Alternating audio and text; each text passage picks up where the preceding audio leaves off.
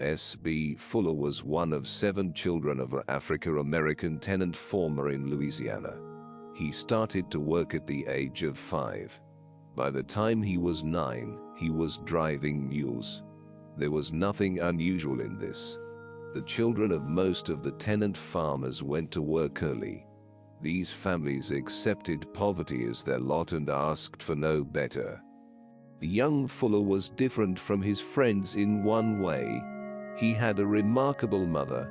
She knew there was something wrong with the fact that her family was barely getting along in a world of joy and plenty.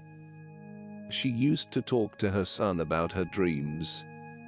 "We shouldn't be poor. Don't ever let me hear you say that it is God's will that we are poor. We are poor not because of God. We are poor because Father has never developed a desire to become rich. No one in our family has ever developed a desire to be anything else. No one had developed a desire to be wealthy." This idea became so deeply ingrained in Fuller's mind that it changed his whole life.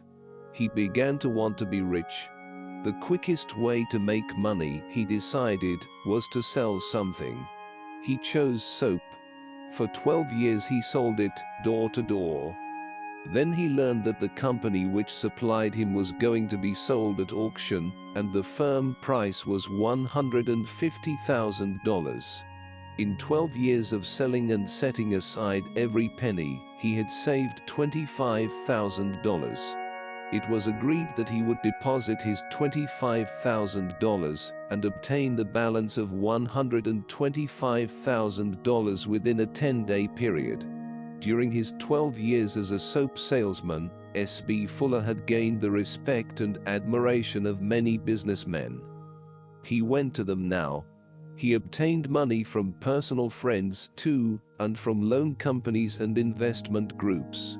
On the eve of the 10th day, he had raised $115,000. He was $10,000 short.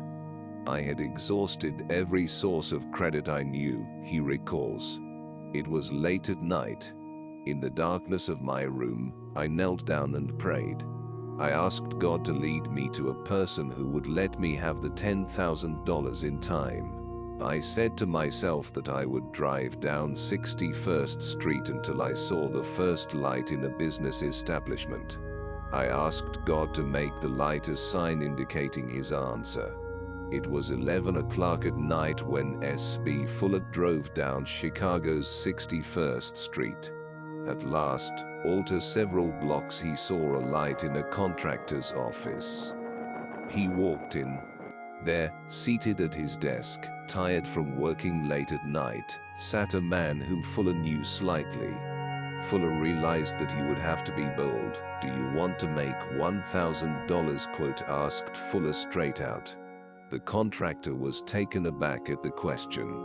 "Yes," he said. "Of course." "Then make out a check for $10,000, and when I bring back the money, I'll bring back another $1,000 profit," Fuller recalls telling this man. He gave the contractor the names of the other people who had lent him money and explained in detail exactly what the business venture was. Let's explore his secret of success. Before he left that night, S.B Fuller had a check for $10,000 in his pocket. Subsequently, he obtained controlling interest not only in that company, but in 7 others, including 4 cosmetic companies, a hosiery company, a label company, and a newspaper. When we asked him recently to explore with us the secret of his success, he answered in terms of his mother's statement so many years before. "We are poor not because of God. We are poor because Father has never developed a desire to become rich. No one in our family has ever developed a desire to be anything else." Now the important thing to notice here is that Fuller started life with fewer advantages than most of us have. But he chose a big goal and headed for it. Of course, the choice of goal was individual. In these times and in this country, you still have your personal right to say, "This is what I choose. This is what I want most to accomplish."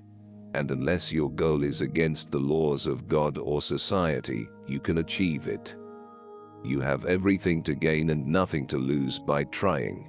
Success is achieved and maintained by those who keep trying with great desire.